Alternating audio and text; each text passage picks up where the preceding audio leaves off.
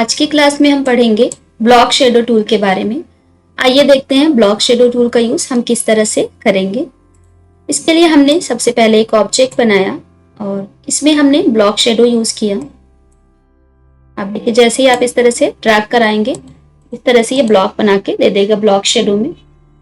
अब ऊपर आप देखेंगे तो इसकी सभी प्रॉपर्टीज यहाँ पे शो होने लगी हैं। जो भी चेंजेस आप इसमें कराना चाहें वो सारे चेंजेस आप इसमें करा सकते हैं। सबसे पहले ऑब्जेक्ट की पोजीशन, ऑब्जेक्ट की हाइट, उसकी विड्थ आप यहाँ से सेट करा सकते हैं।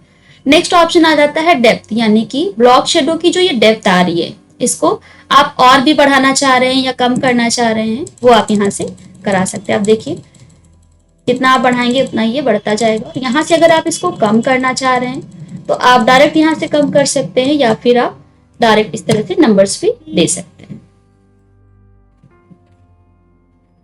नेक्स्ट ऑप्शन आ जाता है हमारा डायरेक्शन का। आप ब्लॉक शेडो के डायरेक्शन को चेंज करना चाहें तो आप इसके डायरेक्शन को भी चेंज कर सकते हैं। आप इसको लेफ्ट में रखना चाहें या राइट में रखना चाहें तो जो भी डायरेक्शन आपको लेना है वो आप यहाँ से रख सकते हैं।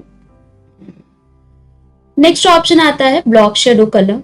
वैसे तो जब भी आप ब्लॉक शेडो लगाएंगे तो उसका जो कलर होगा वो ब्लैक होता है, लेकिन आप चाहें तो उसको अपने अकॉर्डिंग कस्टमाइज कर सकते हैं। तो हमें इस ऑप्शन पे पहले तो क्लिक कर देना है और जो भी कलर आप यहाँ ब्लॉक शेडो में रखना चाह रहे हैं आप इस तरह से पिक कर सकते हैं। ये सारे कलर के पॉइंट्स आपको दिख रहे हैं, मोड है। आप यहाँ से जा करके बना सकते हैं कलर और इस तरह से एडिट भी कर सकते हैं। इसी तरह से अगर आप ओवरप्रिंट ब्लॉक शेडो बनाना चाह रहे हैं तो यहाँ से ओवरप्रिंट कर सकते हैं इस तरह से। जितना आप इसको खींचेंगे उतना ही उसकी डेप्थ को बढ़ाता जाएगा। इसी तरह से सिंप्लीफाई हटाना है। नेक्स्ट ऑप्शन आ जाता है हमारा यहाँ पे शेडो पे ही एक्सपेंड ब्लॉक शेडो।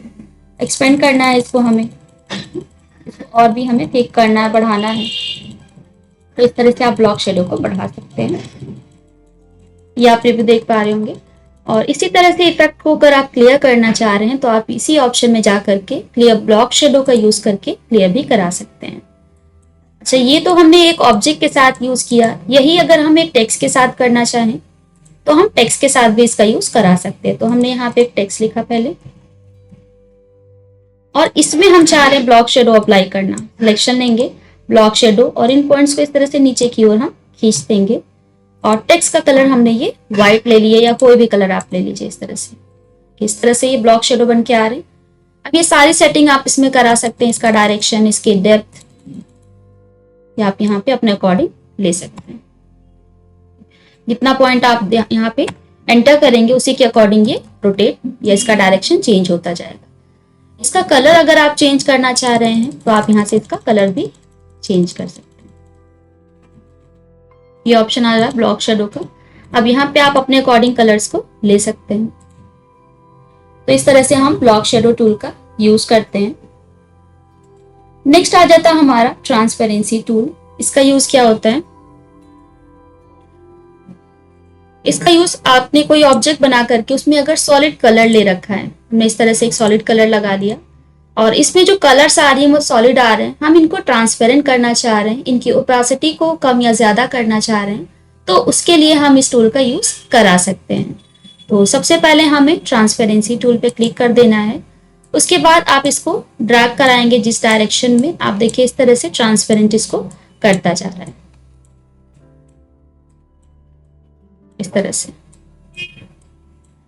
अब यहाँ पे आपको टाइप मिल जाते हैं कि आप किस तरह से इसको ट्रांसपेरेंट करना चाह रहे हो, लीनियर में, फाउंटेन में। तो ये टाइप आपको मिल जाते हैं इस तरह से। ये आप सेट करा सकते हैं।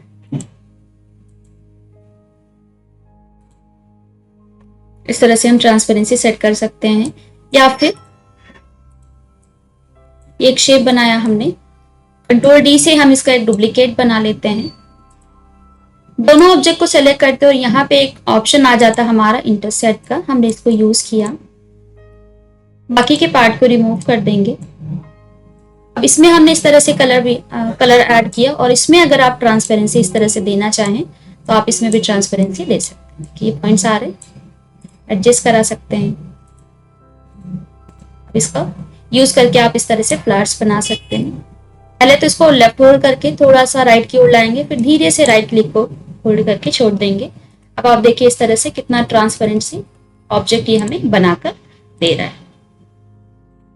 और भी इसमें आपको ऑप्शंस मिल जाते हैं, आप ये सारी सेटिंग इसमें यूज कर सकते हैं। ये टाइप हो जाते हैं लीनियर में या किस तरह से आप रखना चाह रहे हैं इसमें, ये सब आपको इसमें बने बनाए फॉर्मेट मिल जाते हैं। और यहाँ से आप इनको बैलेंस करा सकते हैं, ये सब टाइप है,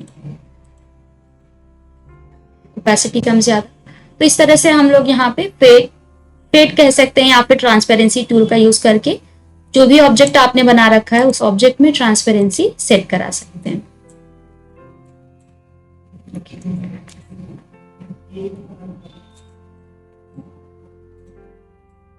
नेक्स्ट ऑप्शन आ जाता है हमारा आई ड्रॉपर टूल।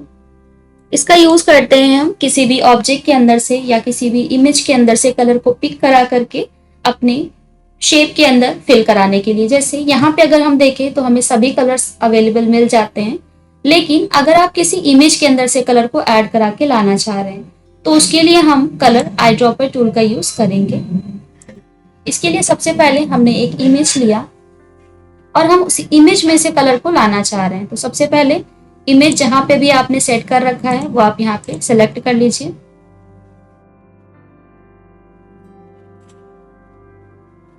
पिक्चर के फोल्डर में जा करके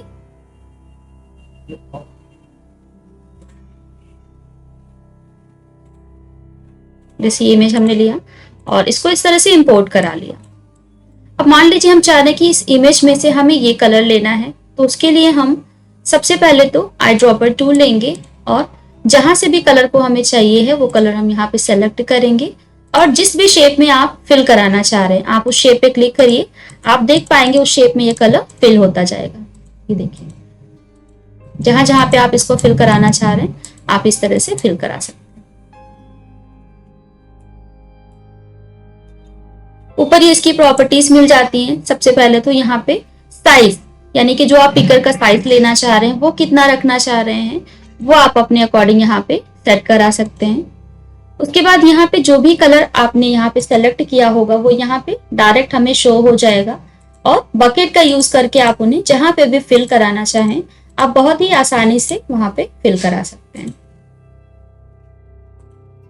तो इस तरह से आई ड्रॉपर टूल का यूज हम करा सकते हैं किसी भी ऑब्जेक्ट के अंदर से कलर को पिक करना। उसके बाद एट्रीब्यूट आई ड्रॉपर सेम यहाँ पे, लेकिन ये ट्रांसपेरेंसी लाने के लिए होता है, ये इतना एरिया ट्रांसपेरेंट करता जाएगा।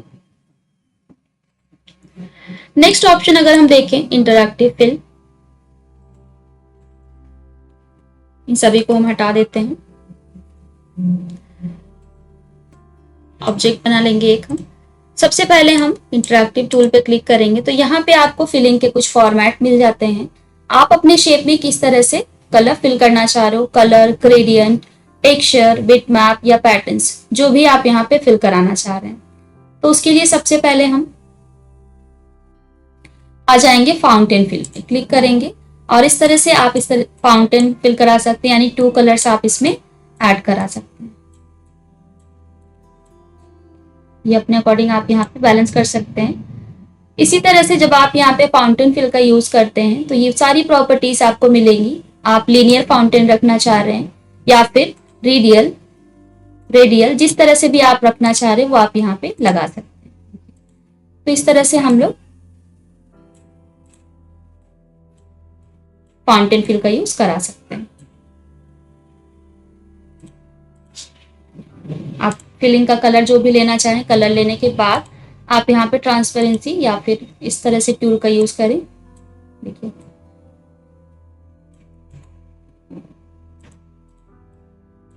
इसी तरह से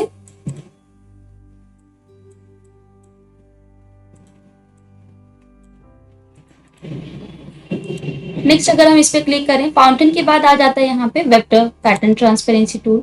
आप इस तरह से पैटर्न्स भी इसमें लगा सकते हैं, फॉर्मेट होते हैं जिन्हें आप अपने शेप में यूज में ला सकते हैं। इस तरह से ये प्री डिफाइन होते हैं और इनका यूज आप कर सकते हैं। इनको भी आप एडजस्ट करना चाह रहे हैं तो आप इन्हें अपने अकॉर्डिंग एडजस्ट करा सकते हैं।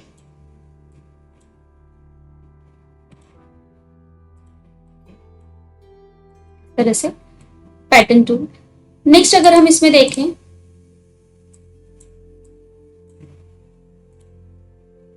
फिलिंग में ही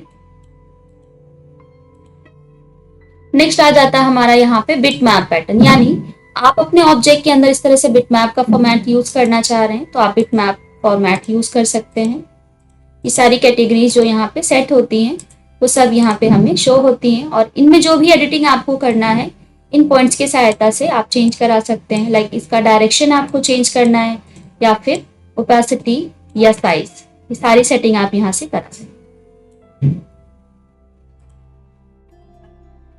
इसी तरह से अगर हम नेक्स्ट टूल की देखें, नेक्स्ट टूल आ जाता है हमारा यहाँ पे हैचिंग, यानी आप चाहें तो इस तरह से ऑब्जेक्ट में हैचिंग्स भी यूज करा सकते हैं। और टू कलर पैटर्न, यानी जैसा कि प्रीवियस क्लास में हमने टेक्स्ट के साथ ये प्रॉपर्टीज को पढ़ा था, टेक्स्ट में भी पैटर्न फिल कराना, उसी तरह से आप अपने ऑब्जेक्ट में इस तरह से यूज करना चाह रहे हैं पैटर्न्स, तो आप अपने ऑब्जेक्ट में भी यूज करा सकते हैं। साथ ही यहाँ पे आपको ऑप्शन मिल जाता है जो भी कलर आपको देना है। सबसे पहले तो फ्रंट का कलर आप क्या रखना चाह रहे हैं वो आप यहाँ से एडजस्ट कर लीजिए। इसी तरह से बैक का कलर आप क्या रखना चाह रहे हैं आप उसको यहाँ पे सेलेक्ट कर लीजिए इस तरह से, तो ये इसमें आ जाएगा। तो इस तरह से हम ये सारे फिलिंग टूल का यूज करा सकते हैं। ये सारी सेटिंग आपको मिल जाती है, मिरर हॉरिजॉन्टल, मिरर वर्टिकल, या फिर ट्रांसफॉर्म करना है आप ऑब्जेक्ट को तो आप इस तरह से ट्रांसफॉर्म कर सकते हैं, यानी थोड़ा सा छोटा या बड़ा। आप बाहर की ओर जितना इसको खींचेंगे उतना ये ट्रांसफॉर्म होता जाएगा, बड़ा होता जाएगा, और अंदर की ओर लाएंगे आप देखिए इसकी जो साइज है वो छोटी होती जा रही फ्लावर्स की।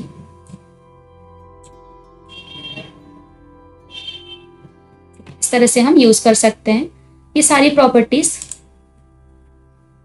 इसी तरह से एडिट फिल, अब इसमें कुछ एडिटिंग करना है आपको तो आप प्रॉपर्टीज पे आ जाएंगे और आप यहाँ से एडिटिंग कर सकते हैं। जैसे अब अगर हम यहाँ पे फाउंटेन फिल करा रहे हैं तो फाउंटेन में कलर अपने अकॉर्डिंग हमें रखना है। जैसे पहला कलर आप कैसा लेना चाह रहे हैं वो सेलेक्ट कर लीजिए इस तरह से, और यहाँ पे ये पॉइंटर आ रहे हैं, इनका यूज करके आप इनको ट्रांसपेरेंट या फिर जो भी कलर आप इनकी जगहों पर लेना चाह रहे हैं आप यहाँ से सेलेक्ट करते जाइए और कलर को पिक करते जाइए जो जो कलर आप वहां पे रखना चाह रहे हैं। तो ये इसकी पूरी सेटिंग होती है जहां पे आकर के एडिटिंग आप करा सकते हैं। और ये ट्रांसपेरेंसी टूल मिल जाता है, आप इसको ट्रांसपेरेंट करना चाह रहे हैं या इसकी पोजीशन, डायरेक्शन, इसी तरह से हाइट और विड्थ, यानी ट्रांसफॉर्मेशन की हाइट और विड्थ आप कितना रखना चाह रहे हैं, ये सारी सेटिंग आप करा सकते हैं। साइड में आप देखेंगे तो यहाँ पे अरेंज के कुछ ऑप्शन आ जाएंगे, अरेंजमेंट के, यानी आप इसको लीनियर रिपीटिंग में रखना चाह रहे हैं या फिर रेडियल, ये भी आप यहाँ पे सेट करा सकते हैं। ओके करेंगे तो ये सारी प्रॉपर्टीज इसमें शो हो जाएंगी। इसी तरह से फिर से हम एडिट फिल पे अगर जाएं तो दूसरा हमें यहाँ पे मिल जाता है वेक्टर पैटर्न, यानी ये प्री डिफाइंड कुछ पैटर्न होते हैं, यहाँ पे इनका यूज आप करा सकते हैं। इन्हें भी अगर आप कस्टमाइज करना चाहें तो आप कस्टमाइज कर सकते हैं। जैसे किसी इमेज का आपको अप्लाई करना है तो आप यहाँ से सेलेक्ट करा सकते हैं, ये बिट मैप पैटर्न्स हो जाते हैं। आप गैलरी से भी चूज करा सकते हैं कोई भी इमेज जो आपको यहाँ पे यूज करना है। नेक्स्ट हैचिंग, आप हैचिंग अप्लाई कर सकते हैं। हैचिंग में जो भी कलर आप अपने अकॉर्डिंग देना चाहें, फ्रंट का और बैक का दोनों कलर भी आप अपने अकॉर्डिंग यहाँ पे ले सकते हैं। साथ ही आप इसकी हाइट और विड्थ, ट्रांसफॉर्मेशन, एंगल, ये सारी सेटिंग, और साथ ही आप यहाँ पे इसकी थिकनेस, यानी कि जो लाइन्स आ रही है आप इनकी थिकनेस को भी यहाँ से घटा या बढ़ा सकते हैं।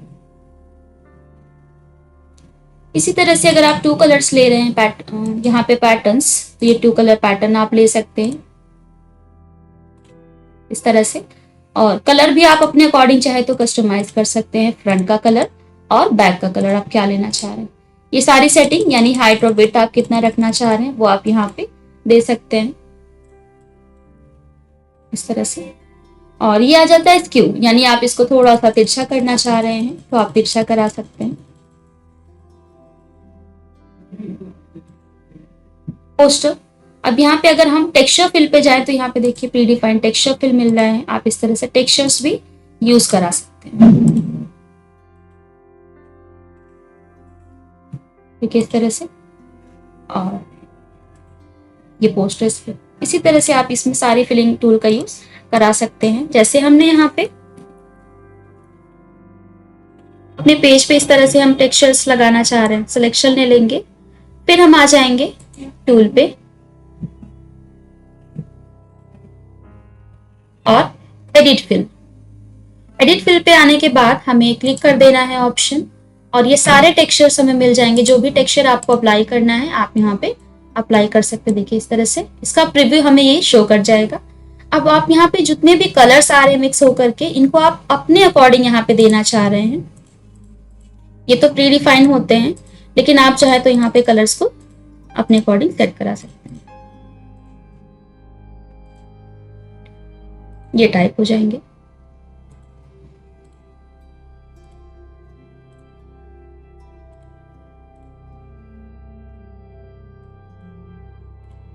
तो इस तरह से हम इन सभी टूल का यूज करते हैं। नेक्स्ट ऑप्शन आ जाता है हमारा स्मार्ट फिल टूल।